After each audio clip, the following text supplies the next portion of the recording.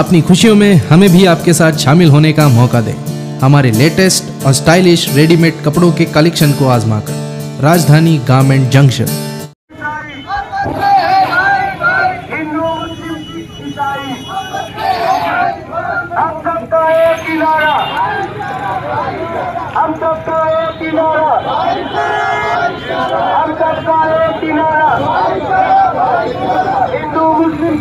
थोडा पीछे हो भैया लोग। साहेब, तुम्ही विनंती करता असं नाही, आम्ही शेवट मालेगावचे नागरिक आहोत। आमची सर्वांची आणि तुमची पण जबाबदारी आहे। मालेगाव मध्ये शांतता ठेवण्याची जबाबदारी तुमची आमची सर्वांची आहे। आणि आज आमचा हे जो मोर्चा होता, पैदल रॅली होती, पैदल मार्च होता, हे आमच्या एकात्मतासाठी होता, हिंदू मुस्लिम एकतासाठी होता। मालेगाव मध्ये 2 वर्षापूर्वीपासून मालेगावचा काही लोक मिळून वातावरण खराब करण्यासाठी प्रत्येक वेळा हर महिने 2 महिने 15 दिवसात काही ना काही घटना घडवण्यासाठी तयार असतात। मी तो असा बोलतोय की 2024 नंतर भाजपचा झेंडा इथे माझ्या देशात राहणार नाही। त्या देशातली जनता जी आहे ते अमनपसंत जनता आहे। मालेगावची पण जनता अमनपसंत आहे। आणि आम्ही जो आजचा मोर्चा आमचा होता, पैदल मार्च, ते अमनसाठी होता। आज पालकमंत्र्यांनी इथे राहायला पाहिजे होता, पण रात्री ते पडून गेले असं माहिती मिळाली मला। तो बाबा ठीक आहे, मालेगाव लढता है लढू द्या, हिंदू मुस्लिम लढता है लढू द्या, पण आमचे जे हिंदू मुस्लिम बांधव आहे ते असं काही होऊ देणार नाही। आणि तुम्ही पण तुमच्या पण सर्व पोलिस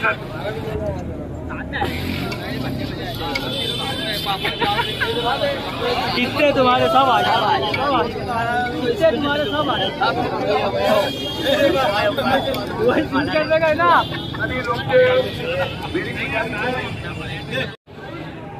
हम लोगों को ऐलान करना पड़ा। आज जहां हमारा अपना मोर्चा है,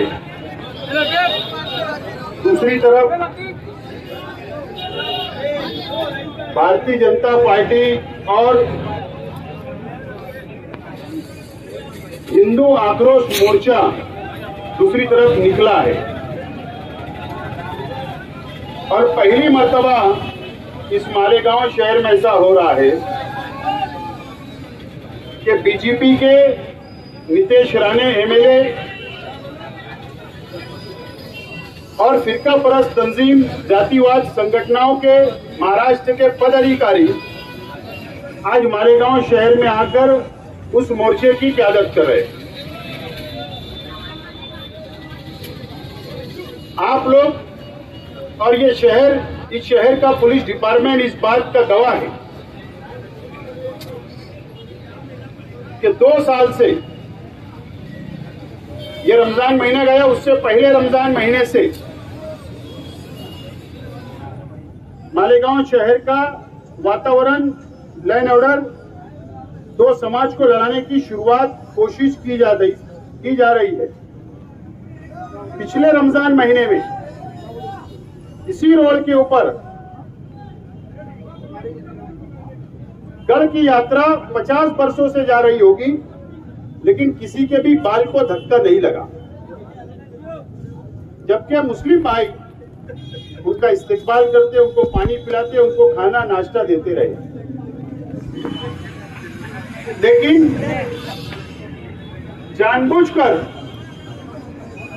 गढ़ का रथ का इस्तेकबाल करना, दरेगांव पहुंचना, 40 गांव फाटे पे पहुंचना, और मंत्री का लड़का खुद उनको लाने के लिए जाता है और इसी रास्ते से गुजरता है और गलत सलत मुस्लिम समाज के खिलाफ में नारे लगाने की शुरुआत उन्होंने जब से की। ये रमजान महीना अफ्तार के वक्त, तरावी के वक्त भी वैसे ही हालात से उससे खतरनाक हालात थे। अगर हम लोग ये शहर के आवाम और इस शहर के पुलिस डिपार्टमेंट अगर हिकमत अमली से उन लोगों को वो रथ और वो जुलूस को अगर पार नहीं करते तो कुछ भी हो सकता था इस शहर के अंदर। और आपने देखे कि कई दुकानों की तोड़फोड़ भी की गई, वो भी रिकॉर्ड पर है।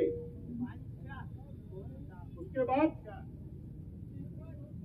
आप लोगों ने देखा कि बार बार गौ रक्षा के नाम पर चाहे कुरैशी हो चाहे मुस्लिम समाज के लोगों को मारहान करना, मॉब लिंचिंग करना, या मंत्री खुद, बड़े अफसोस की बात है कि महाराष्ट्र के मंत्री, नासिक जिले के पालक मंत्री दादा भुसे साहब खुद गौरक्षक बन गए। जबकि मंत्री जब शपथ लेता है, हल्फ लेता है, तो वो संविधान को के ऊपर हाथ रखकर ये हल्फ लेता है कि मैं सब समाज, सब धर्म को साथ में लेकर चलूंगा। लेकिन सहयोग होटल के पास में मंत्री खुद जानवर की गाड़ी रुकाते हैं, ड्राइवर को मारते हैं और वो गाड़ी को जमा करते हैं। उसके बाद एमएचजी कॉलेज में कैरियर गाइडेंस का प्रोग्राम होता है, एजुकेशन का प्रोग्राम होता है। जो पूना के स्कॉलर अनीस कुट्टी साहब आए, वो जो ट्यूशन क्लास चलाते, तो 500 हिंदू बच्चों को आज तक उन्होंने नौकरी पे लगाया। ऐसे सेकुलर इंसान है।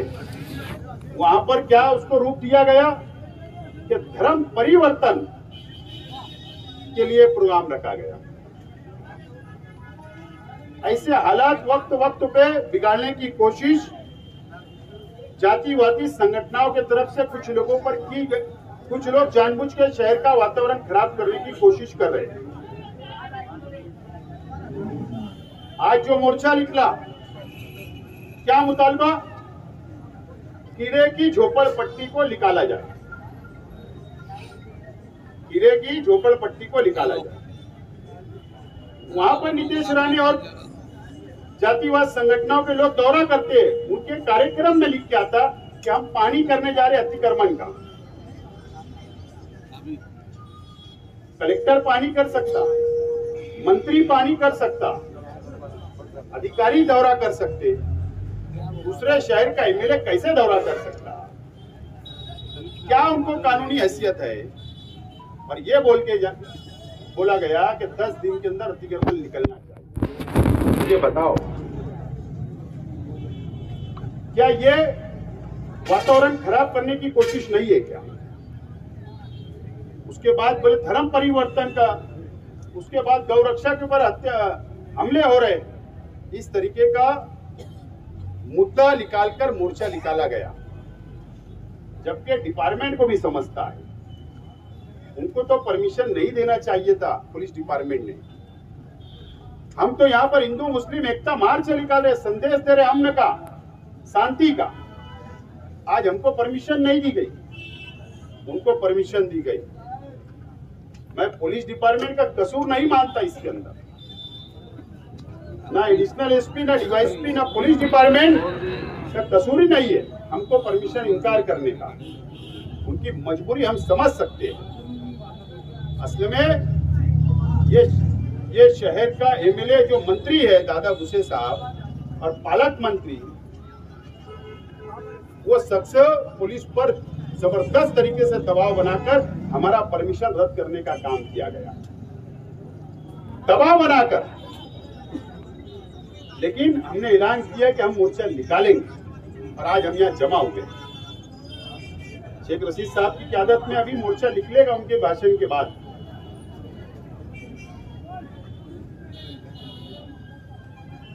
एहतजाज करने वालों के अंदर दम होना चाहिए, और जो एहतजाज करता है, अरे वो तो आग लगाने वाले हैं जिनका मोर्चा निकला। चाहे यहाँ जितने लोग, हम तो आग बुझाने वालों में हमारा नाम लिखा। जो लोगों ने आज मोर्चा, हिंदू आक्रोश मोर्चा निकाले, वो आग लगाने वाले हैं, हम तो आग बुझाने का काम कर रहे हैं।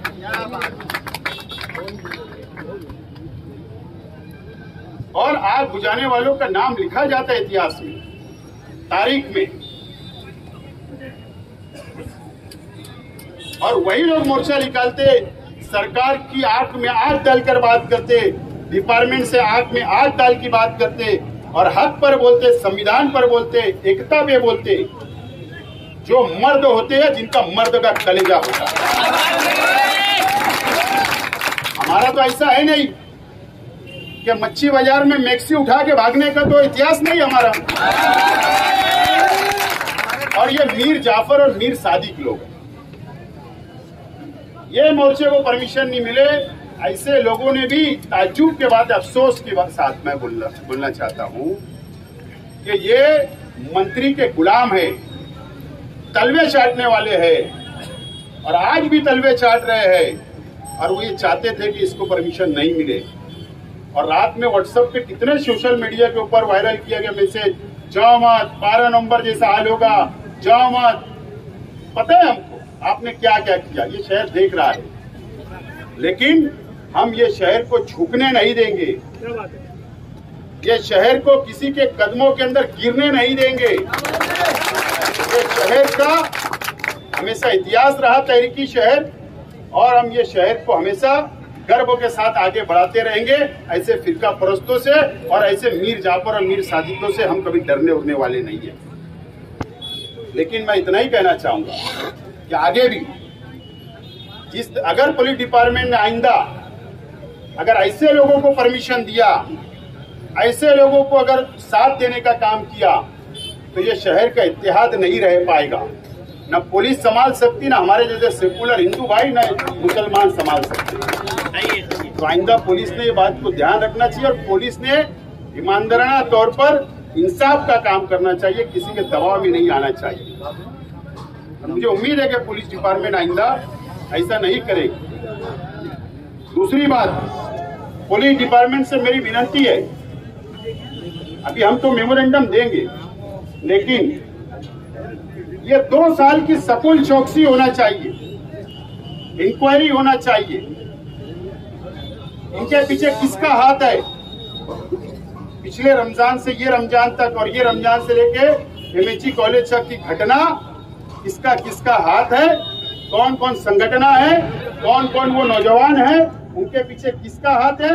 और मंत्री, अफसोस के साथ बोलना पड़ता है कि रेस्ट हाउस में मंत्री ऐसे आरोपी मुजरिमों के साथ बैठकर उनकी वकालत कर रहा था और डिपार्टमेंट के लोग हाँ में हाँ मिला रहे थे। शहर ने देखा, वीडियो है यूट्यूब के ऊपर। उनकी इंक्वायरी होना चाहिए, गुना दाखिल होना चाहिए ऐसे लोग के ऊपर। अगर शेख आसिफ गलत करता है तो उस पर भी गुना होना चाहिए, गुना दाखिल होना चाहिए। अगर कोई दूसरा कर रहा है तो उस पर भी गुना दाखिल होना चाहिए। अगर इस शहर का अमन रखना है, इतना ही मुझे आज बोलना है।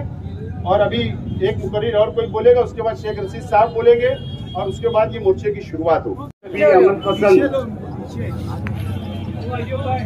हिंदू मुस्लिम सिख ईसाई भाइयों का मैं इस्तकबाल करता हूँ, शुक्रिया अदा करता हूँ कि आज मालेगांव के अंदर एक जयंती के लिए, अमन के लिए ये हमारी अमन रैली आज निकलने जा रही है, अमन मार्च निकलने जा रहा है। जैसे हमारे देश के अंदर हमारे बुजुर्ग रहनुमाओं ने हमारे भारत के, हमारे हिंदुस्तान के राष्ट्रपिता महात्मा गांधी जी ने, उनके साथ के रहनुमा मौलाना अबुल कलाम आजाद, मोहम्मद अली जौहर और वल्लभ भाई पटेल जैसे जितने भी ऐसे हमारे उस जमाने के उनकी समिति के लोग थे, जिन्होंने इस देश को आजाद कराया अमन के तरीके से और संविधान भी लिखा। और ये संविधान बचाओ एक जैसी आपस के अंदर भाईचारा की ये रैली है।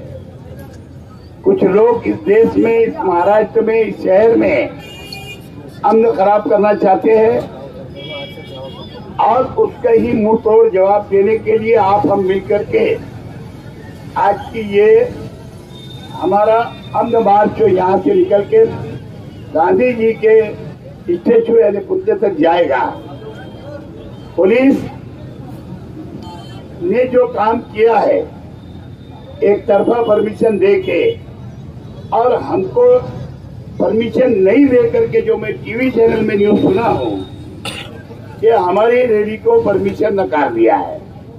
लेकिन हमारा ऐलान था कि आप परमिशन दो ना लो। अमन की रैली, भाईचारा की रैली ये निकल के रहेगी और हम यहाँ इसकी शुरुआत करने वाले हैं। आज आसिफ भाई ने भी बतलाया, मैंने भी थोड़ी देर पहले वातावरण खराब किया जा रहा है। आज अगर आप देखेंगे, आज बीजेपी के आमदार नीतीश राणे और कुछ जो मालेगांव शहर के अंदर जो ऐसे कुछ आसपास के लोगों को बुला करके जो महाराष्ट्र के कुछ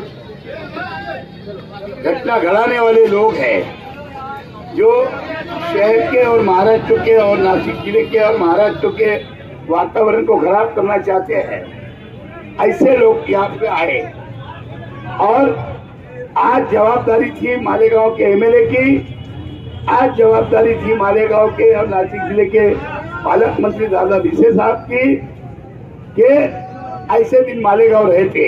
लेकिन मुझे रिपोर्ट लगी है कि वो यहाँ से रात में ही फरार हो गए, मंत्री रात में ही फरार हो गए, इसलिए कि वो चाहते हैं कि मालेगांव आग में झुलस जाए, आग में जल जाए, मुझे कोई लेना देना नहीं। ऐसा उसका मकसद है दादा भिसे का, पालक मंत्री का। जवाबदार इंसान है। पिछले 2 साल से कभी अमन कमेटी की मीटिंग, हिंदू मुस्लिम एकता की मीटिंग उन्होंने नहीं बुलाई, ना आमदार ने बुलाई, ना पालक मंत्री ने बुलाई। दोनों मिले जुले हैं, दोनों चाहते हैं कि मालेगांव का वातावरण खराब हो जाए। लेकिन अमन पसंद हिंदू मुस्लिम सिख ईसाई चाहते हैं कि मालेगांव के अंदर अमन कायम रहे और इंशाअल्लाह आप हम सब मिलकर के इसको अमन को कायम रखेंगे। दोस्तों, असल में पालक मंत्री क्या पड़ी है मालूम है? 4-5 दिन के बाद तो मैं सुना हूँ न्यूज के चैनल के जरिए कि मंत्री पद का विस्तार होने वाला है। उनको डर है कि मुझे डच्चू न लगे, इसके लिए पहले के पहले रात में फरार। मालेगांव भले जलता है जल जाए, हिंदू मुस्लिम आपस में लड़ते हैं लड़ जाए। ये पालक मंत्री और मिला जुला थोड़ा सी हमारे एमएलए साहब का भी संबंध है। वो भी चाहते हैं कि उनके जरिए कल मेरा बेटा, मैं सुना हूँ गाँव के अंदर आवाज गूंज चल रही है कि उनके जरिए मेरा बेटा महापौर बन जाए, यानी आमदार साहब का बेटा। क्या समझे? अच्छी बात है। सत्ता में कोई भी आ सकता है, बन सकता है, बैठ सकता है ना? पार्टियां बदलते हैं, है ना? कभी इस डाल पे, कभी उस डाल पे, कभी उस डाल पे, है ना? फिर कभी बीजेपी को वोट देने का राज्यसभा में, तो कभी राज्यसभा के, अरे विधान परिषद में देने का, ये तो उनका धंधा है। बहरहाल अभी नवी बात पता है आसिफ बाबू के भाषण में कि रात में व्हाट्सएप के ऊपर चढ़ाया जा रहा था कि ये रैली में नहीं जाना। ये क्या मकसद है इनका? अरे भाई, हम तो ऐसे है कि किसी को रास्ते में छोड़ के भागते नहीं। अगर अभी भी पुलिस हमको जेल में डालना चाहे तो हम पहले जेल में जाएंगे, बाद में हमारे चाहने वाले आएंगे, अमन पसंद लोग आएंगे। और पुलिस को मेरी पुलिस डिपार्टमेंट ने जो कुछ संभाला है शहर के अंदर पिछले 2 साल से, कि मैं नहीं मालेगांव के अंदर वातावरण नहीं खराब होना चाहिए, चाहे वो हमारे डीवाईएसपी हो, एडिशनल एसपी हो, जिला एसपी हो, या अलग अलग पुलिस के पूरे पीआई हो। मैं उनकी तारीफ नहीं कर रहा, लेकिन उनकी अपनी जवाबदारी है कि शहर के अंदर अमन कायम रखना। उसके साथ हम लोग उनके साथ जुड़े हुए अमन के लिए,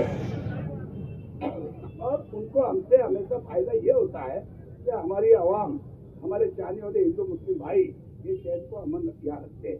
और इसीलिए आज हम लोगों ने ये एक व्यक्ति का, एकात्मता का, अमन का पैगाम देने के लिए जो मालेगांव शहर का वातावरण खराब करने लोग आ रहे हैं मालेगांव के अंदर, क्या समझे? जो एक बात बोली गई कि बुलडोजर चलाया जाएगा यहाँ, वो एक कौन भीड़े, क्या बोलते हैं उसको, नीतीश राणे, नहीं भीड़े बड़े मियाँ है, उम्र दराज है,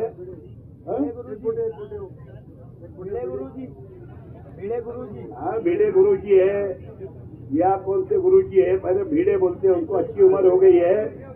और वो मेरा ख्याल है कि वहाँ के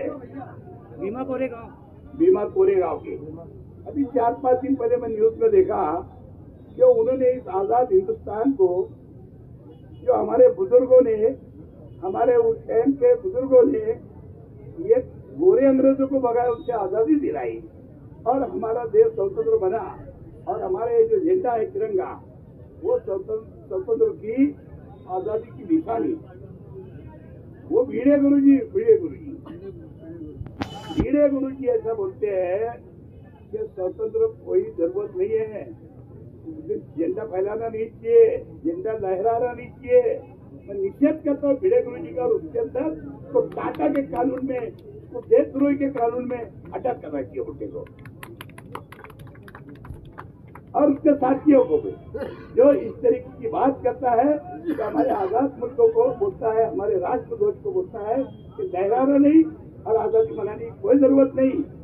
अभी मैं सुना निषेध राणे ने बोला है कि अब देश के अंदर कोई झंडा नहीं रहेगा, सिर्फ बीजेपी का झंडा रहेगा। इनके अब्बा का राज गिराने का, ये मोदी जी का है राज अपनी जगह को।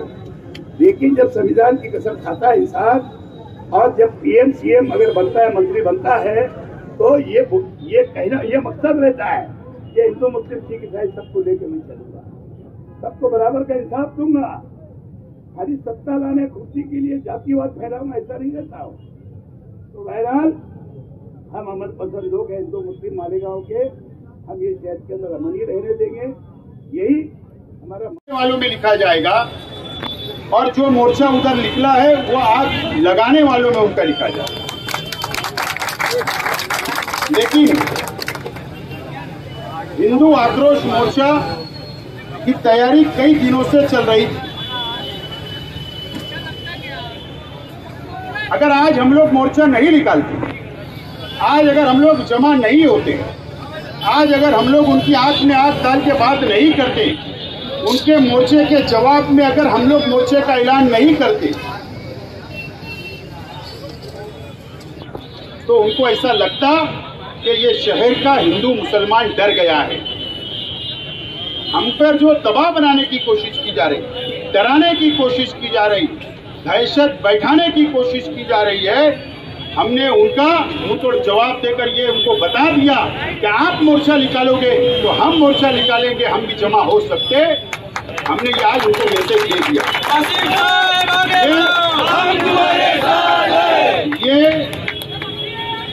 डिपार्टमेंट को अब समझना चाहिए कि हम लोग मुख्तसर 2 दिन के अंदर हम लोग इतने लोग जमे, जवाब शहर की तरफ से देने की हमने कोशिश की और जवाब दिया।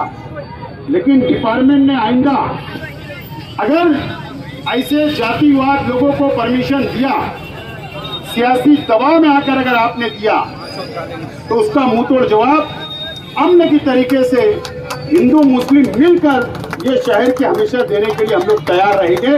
पुलिस ने इस बात को नोट करना चाहिए, डिपार्टमेंट ने नोट करना चाहिए।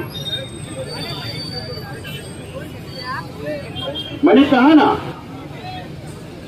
कि वही लोग जमा होते, वही लोग केस बनाते, वही लोग जो मर्द होते और कलेजा जिनके पास होता है,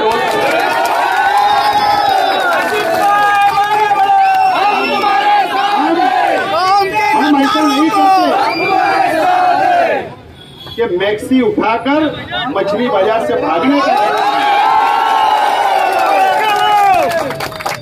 और ये बात बिल्कुल सच है, ये मानना पड़ेगा कि यहाँ के लोग प्रतिनिधि की पकड़ ये शहर के डिपार्टमेंट पे खत्म हो चुकी है।